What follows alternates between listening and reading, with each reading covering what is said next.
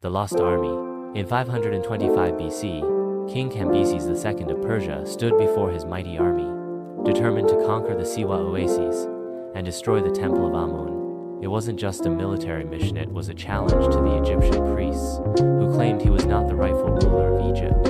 Enraged, Cambyses swore revenge. He sent 50 soldiers across the western desert, led by one of his best generals.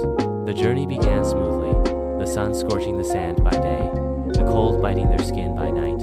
But the army was well prepared, marching steadily with supplies of food and water. After days of travel, they reached a small oasis to rest.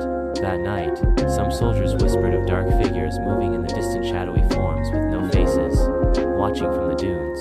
The general dismissed these fears, but deep inside, unease crept into his heart. The next morning, the army resumed its march. Then, the wind began to howl. At first, it was a mere breeze, but soon, it turned into a raging sandstorm. The sky darkened, and the desert itself seemed to rise against them. Soldiers screamed as the wind swallowed their voices. Some choked, others disappeared into the storm. Then, silence.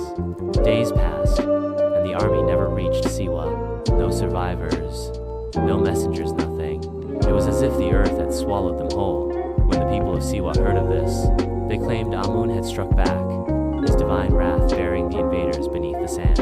Centuries passed, and the mystery of the lost army remained.